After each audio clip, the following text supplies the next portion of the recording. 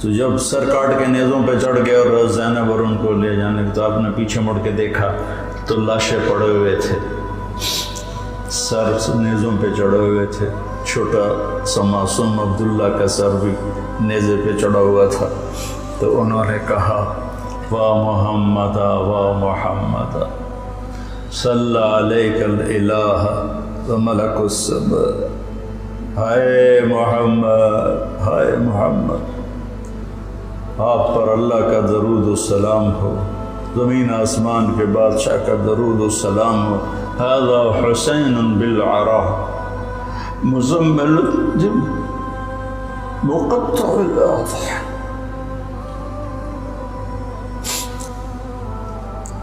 اے محمد اے محمد، یہ حسین پڑا ہوا ہے اس کا لاشا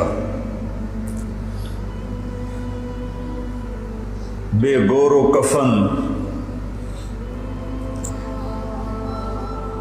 میں ایک اور ترجمہ کیا کرتا ہوں کہ یا رسول اللہ آج حسین کی بارات ہے، مزمل الدماء، اپنے خون کا سرخ جوڑا پہنا ہوا ہے، مقطع الاعضاء، اپنی بوٹیوں کا ہار گلے میں سجایا ہوا،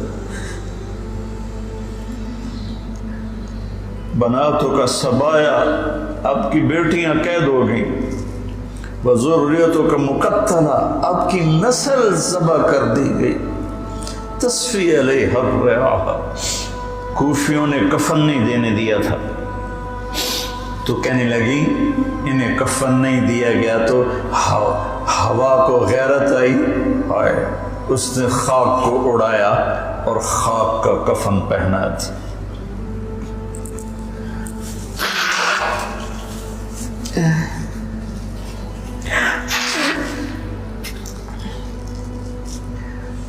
مجھے ایک دفعہ ایک اہل تشریف بھائی کا فون آیا کہ مولانا آپ ہمارے امام بارگاہ میں آ کر 10 دن اہل بیت کی شان بیان کریں، ہم آپ کو خوش کر دیں گے۔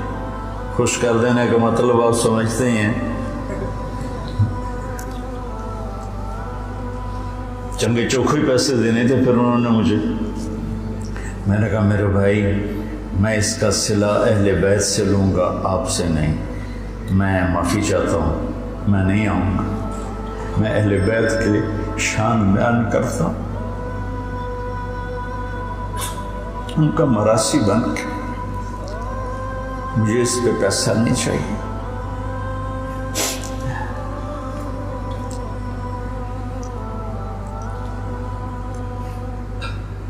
فرزدق نے زین العابدین رضی اللہ عنہ کی شان میں قصیدہ لکھا تو اس پر ہشام نے اس کو قید کر دیا عثمان، تو انہوں نے قید میں اس کو 10,000 درہم بھیجے۔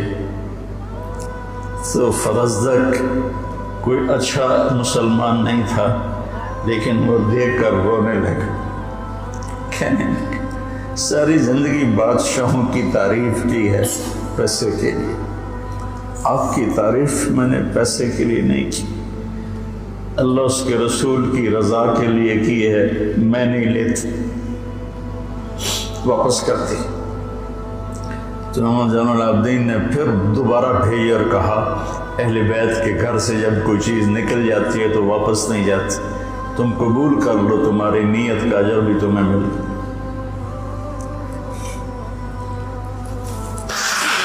کوفے کے بازاروں میں سر پھرائے گئے اور ابن زیاد کے سامنے امام علی کا سر کٹا ہوا، اس نے ایک ہاتھ میں چھڑی تھی، ہونٹوں پہ ماری، 1 دفعہ 2 دفعہ 3 دفعہ، تو زید بن ارقم تڑپ کے کھڑے ہو گئے، کہنے لگے اللہ کے واسطے یہ چھڑی یہاں سے ہٹا دیں، میں نے اپنے نبی کو دیکھا ہے ان ہونٹوں کو چومتے ہوئے، یہاں چھڑی نہ مار، ایک تو بوڑھا سٹھی آ گیا ہے ورنہ میں تجھے بھی ساتھ ہی قتل کر دیتا۔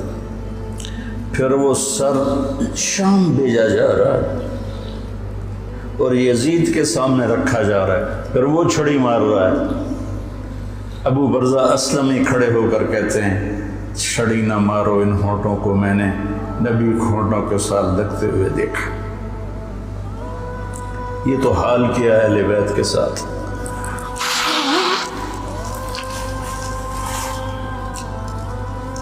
بہرحال میرے بھائیوں،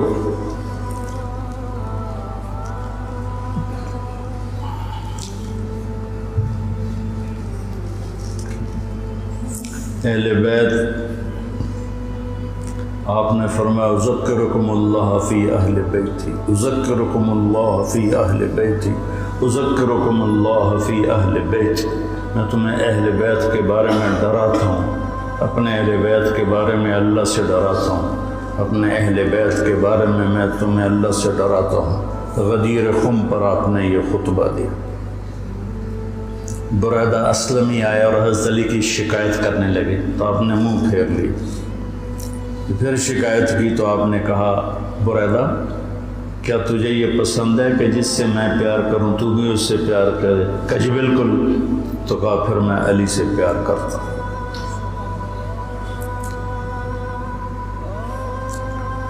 میرے عزیزو، میرے بھائیو، کربلا ایک سبق ہے۔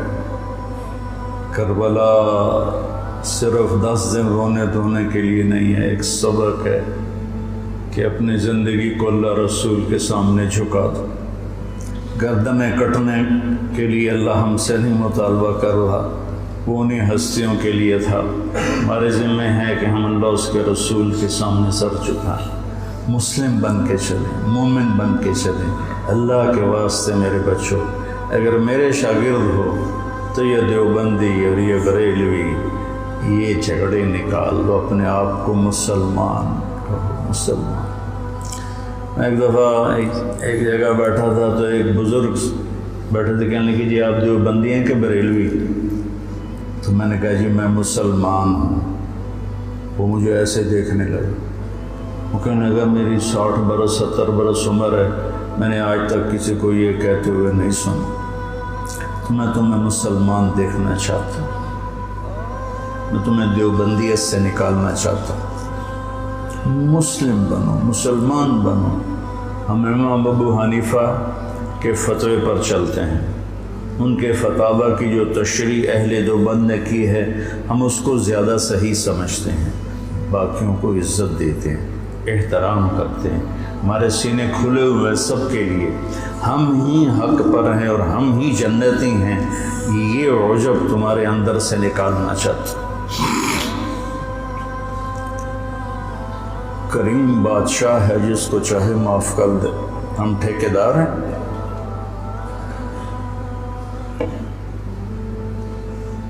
مسلم بنو، مومن بنو، امتی بنو۔ ہم شیعہ ہیں، ہم اہل تشیع ہیں، ہم بریلوی ہیں، ہم اہل حدیث ہیں، ہم دیوبندی ہیں۔ ان الفاظ کو چھوڑ دو بیٹا، پوری دنیا پھرا ہوں کہیں یہ لعنت نہیں، یہ ساری بر صغیر کی پھیلائی ہوئی لعنت ہے۔ میں تمہیں چاہتا ہوں کہ تم ایک اچھے مسلمان ہو، کہیں بھی جاؤ، میری طرف سے ضروری نہیں کہ مدرسوں میں ہی پڑھانا ہے، اتنے مدرسے ہیں ہی نہیں، جس جگہ جاؤ بیٹا مسلم بن کے جاؤ، سب سے محبت کرو، سب سے دلوں کو صاف کرو۔